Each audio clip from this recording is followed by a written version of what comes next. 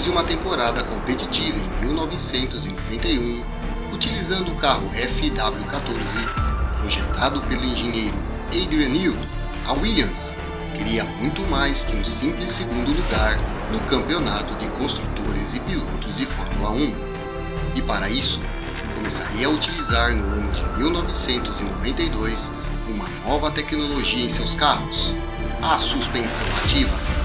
Porém, essa tecnologia não nasceu com a Williams, e sim teve seu desenvolvimento inicial com a equipe Lotus de Colin Chapman. A ideia era criar uma máquina com um sistema que desse ao carro mais aderência e estabilidade em diferentes condições de pista, resultando em um desempenho superior. Conheça a primeira parte da história da suspensão ativa na Fórmula 1 em mais um vídeo do canal Máquinas Impossíveis.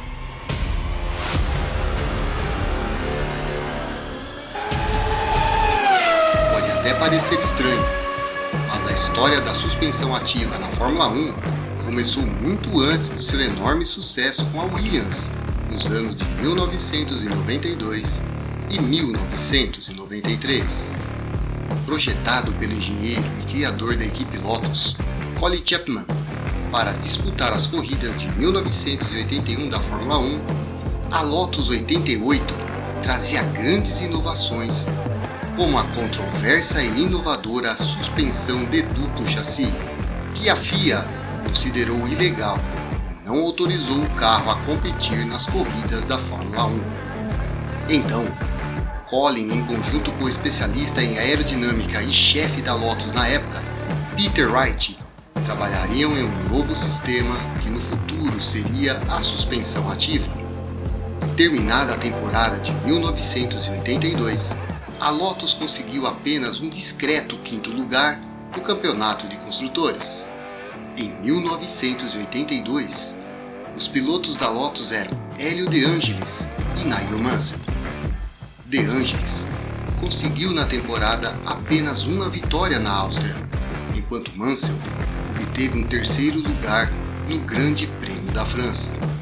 Diante de uma temporada totalmente abaixo das expectativas, Chapman estabeleceu uma meta ousada: ter um novo sistema de suspensão ativa instalado em um carro da Lotus em corridas a partir da temporada de 1983. Seguindo o apertado cronograma estabelecido por Chapman, o primeiro teste com a Lotus 92 com a suspensão ativa ocorreria no dia 16 de dezembro de 1982. Dave Scott, piloto de testes da Lotus, foi o responsável por dar as primeiras voltas em um Fórmula 1 com suspensão ativa. Os mecânicos tratavam tudo como apenas mais um teste experimental que poderia dar certo ou não. Talvez apenas Peter Wright tivesse noção do potencial que o conceito possuía.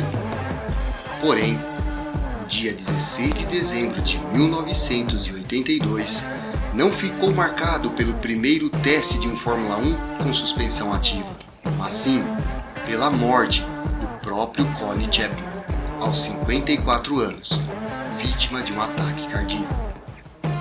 Sem a pressão de Chapman, o projeto da suspensão ficou nas mãos do novo dirigente da empresa, Peter Warr. A Lotus até seguiu adiante com o desenvolvimento do Lotus 92, mas não com o mesmo ânimo. Peter preferiu focar em outro modelo, o Lotus 93T.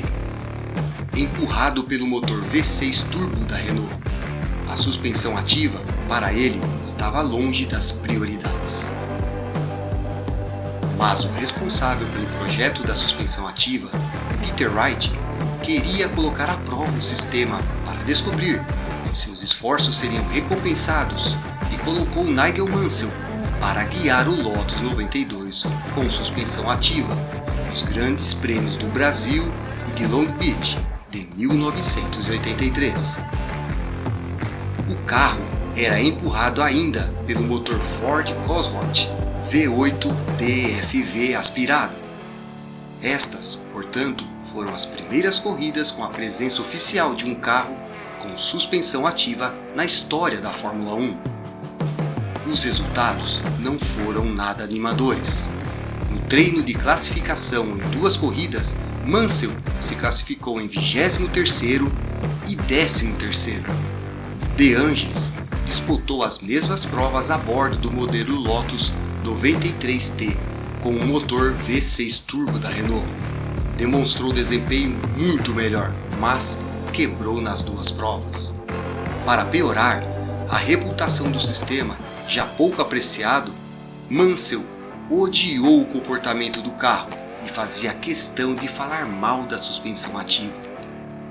Assim, mais uma vez, o sistema ficaria engavetado para retornar em 1987, junto do modelo 99T, agora não mais equipado com o motor V6 turbo da francesa Renault, mas sim pelo da japonesa Honda. Os pilotos eram o mago Ayrton Senna e Satoru Nakajima. Naquele ano, Senna venceu o lendário Grande Prêmio de Mônaco pela primeira vez e o Grande Prêmio dos Estados Unidos nas ruas de Detroit, consolidando sua posição como um dos principais pilotos da temporada. O sistema era controlado por computador, conectava acelerômetros aos braços triangulares da suspensão e uma eletroválvula em cada par de molas, e amortecedores, onde os atuadores eram hidráulicos. O problema é que a Lotus já não era a única a desenvolver essa tecnologia. A rival Williams também vinha desenvolvendo seu sistema, por sinal bem diferente e mais simples que o da concorrente. Criado pela empresa de engenharia automotiva Automotive Products e já presente em carros de rua americanos como Ford Granada, este sistema não dispunha de nenhum tipo de gerenciamento eletrônico. Por isso mesmo, era chamado de reativo e não de ativo, como o da Lotus. Seu conjunto era composto apenas por 3 pequenas molas a gás, 4 atuadores hidráulicos, 3 válvulas de controle, um tanque, um acumulador e uma bomba para pressurizar os fluidos. O controle dos esforços da suspensão deixava a altura do assoalho em relação ao solo quase sempre constante. Com desenvolvimento chefiado por Frank Dernie, a suspensão ativa da Williams era tão diferente da Lotus que roubava apenas 5 cavalos da potência e gerava pouquíssimo peso extra ao carro, enquanto a da Lotus aumentava o peso do carro em 12 kg e roubava cerca de 10 cavalos de potência.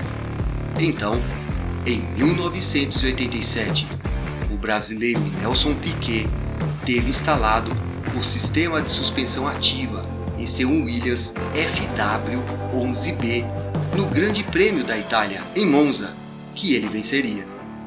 Mansell, agora na Williams, se recusou a ter o sistema instalado em seu carro, devido à experiência com o Lotus 92. Mas quando tomou um banho na pista do brasileiro Nelson Piquet, pediu que o sistema fosse instalado com urgência em seu carro. Nas 4 últimas corridas da temporada de 1987, os 2 Williams estavam correndo com o sistema de suspensão ativa. Mansell venceria 2 corridas, na Espanha e no México.